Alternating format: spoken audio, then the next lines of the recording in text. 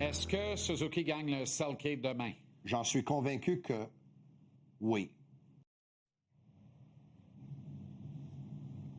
Tu m'as demandé aussi si la Caroline allait gagner hier, puis j'ai dit, j'en suis convaincu que... Es-tu fatiguant? Oui. Arrête de te bomber les tires. On voulait mettre juste celle-là parce que c'était ma prédiction aussi. C'était même pas proche, hein?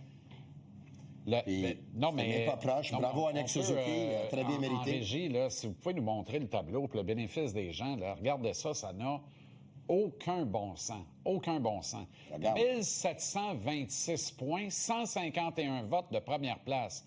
4, 8, 11, 14. Il y a plus de votes seuls que le reste du top 5 réunis. Puis par une bonne marge. Là. Calcule les 4 autres, tu arrives à 14, tu arrives à 1500, c'est encore une volée. Ouais. 1726 points. Tony, j'ai jamais vu une domination comme ça. Non, c'est formidable. Aucun bon sens. C'est formidable. Puis 151 votes de première place comparativement à Cirelli qui en a eu 10. Jordan Stahl, il y en a eu 7. Brock Nelson, il y en a eu 4. Puis Mitch Marner, il y en a eu 3. Et tu sais-tu que Noah Cates, il y a eu un vote de première place? Qui aurait donné un vote de première place à Noah Cates au lieu de Nick Suzuki ou...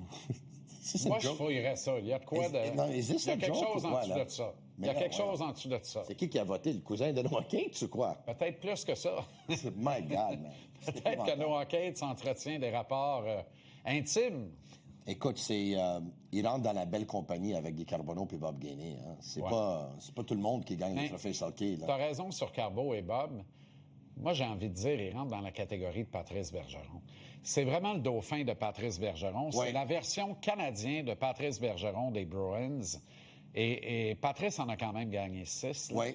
Fait que la route est longue, mais Nick n'a que 26 ans. Une la route est très domination longue. comme celle-là, quand bien même il gagnerait avec 100 points de priorité l'an prochain, ça se peut qu'il le regagne encore. Là. La route est très longue, mais si ce gars-là, il joue un autre 10 ans dans la Ligue nationale, et il est jamais blessé, là. Si ce gars-là, il joue un autre 10 ans dans la Ligue nationale, il pourrait peut-être aller en chercher un autre 4 ou 5, là. Pourquoi pas? C'est possible. Pourquoi pas? Puis il est en lutte avec Barkov, qui va revenir au cœur de l'énigme l'an prochain. Puis regarde, il était blessé cette année, mais n'y voyez pas là un gain de chance parce que Barkov était blessé. Je pense que Barkov aurait joué toute l'année, Nick aurait gagné quand même. Hey, et le tableau est incroyable. Je sais pas si on peut le remettre à l'écran pour 2 secondes, là. Mais les dernières 10 gagnantes, 101 points. Regarde, là, 71, 80, 58, 65, 58, 59, 77, 92, 53. Exact. Écoute, là, c'est dans un classe à part. C'est formidable. Là. Offensivement, là, Nick Suzuki est excellent. Là. Excellent. On parle de lui défensivement, mais offensivement, il est excellent. Là. 101 points, puis c'est très bien mérité. Puis j'ai vu le vidéo que le Canadien a sorti, comme quoi lui il a surpris Cole Caulfield avec le trophée Lady Byng. Cole Caulfield a surpris lui avec le trophée Selke. Une belle photo d'équipe avec les 2 trophées, c'est formidable, ça. On va vous la présenter, la vidéo, tantôt. C'est absolument fabuleux. Je vous le dis, là, c'est d'une réussite. C'est le hockey 2.0, c'est le hockey qu'on aime. C'est ce qui amène le hockey dans l'ère moderne et sur la plaque tournante des sports majeurs à travers l'Amérique. Cole Caulfield lui gagne le Lady Byng. Oui. Pas trop de surprises là non plus. Non. Mais il y a quelque chose de sentimental pour lui, pour 2 axes précis. Martin Saint-Louis, qui est son coach et son mentor, avec qui il va voir des shows d'ailleurs, puis ils prennent beaucoup de plaisir, puis c'est bien correct, ils ont le droit.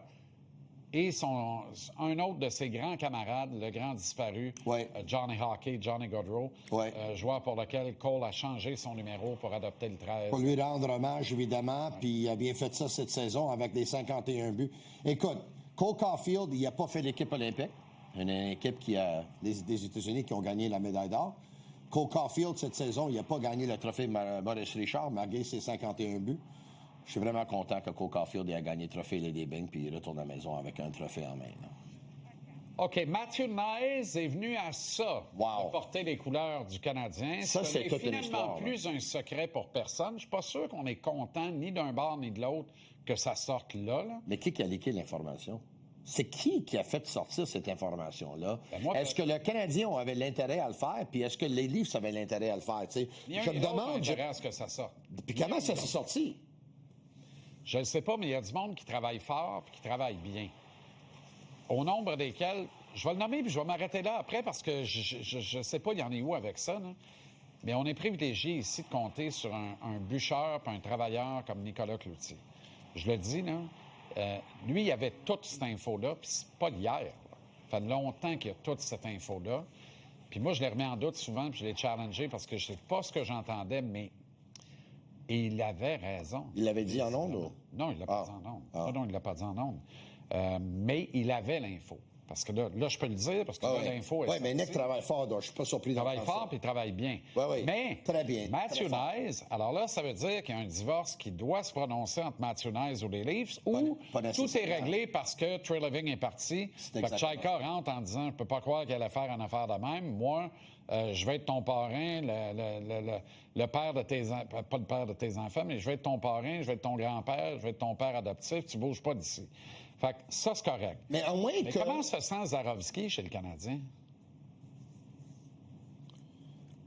Écoute, je sais pas, mais Zarovski, je pense, sait que dans une organisation qui a déjà un Suzuki, un Caulfield, un Demidov, un Slavkovski, un Lane Hudson, un Dobson, un Goulet, tous signés à long terme, et Demidov va signer à long terme, et que le Canadien doivent s'améliorer tout de suite pour aider ces jeunes-là puis ce noyau-là, je pense que Zarovski sait que jouer à Montréal, c'est pas garanti.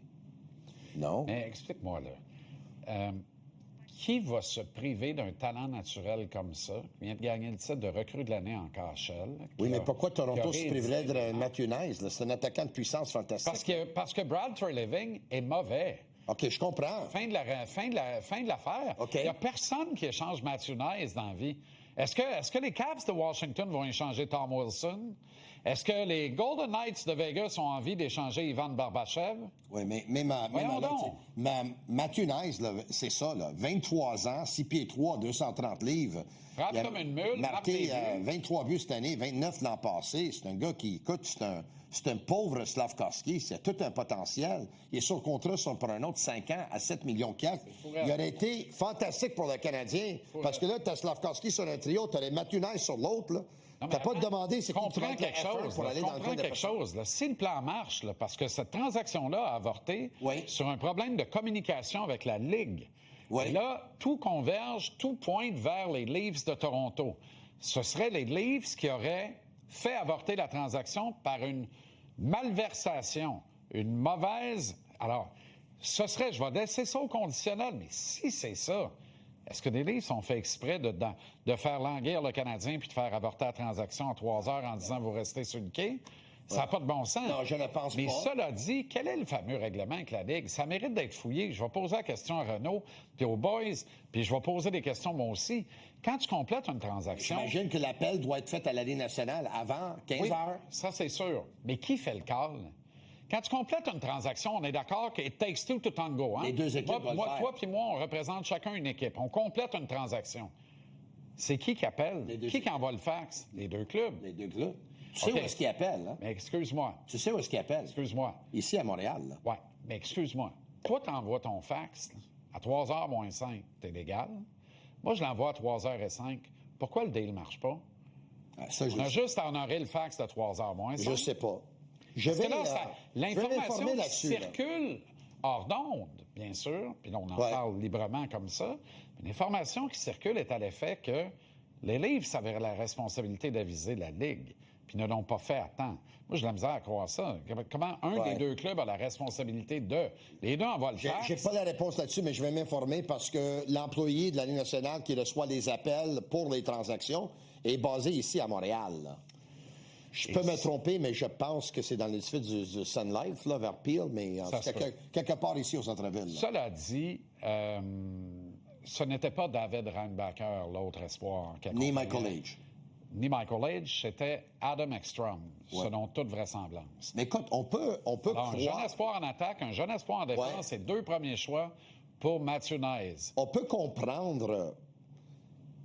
que la transaction était fort possible parce qu'encore une fois, là, dans une conférence de presse que Keith Pelley, président de Maple Leaf Sports Entertainment, il a donné il y a un peu plus d'un mois de ça, il a mentionné les noms de tous les jeunes prospects du Canadien de Montréal qui a fait surprendre plusieurs personnes. Hey, comment que c'est ça? Mais la seule raison qu'il sait ça, parce que lui, évidemment, il était dans la chambre. Il était dans le War Room. Il était dans le War Room, les journées de la date limite des transactions, puis lui, ça discutait, puis lui, écoute, il était au courant de tout.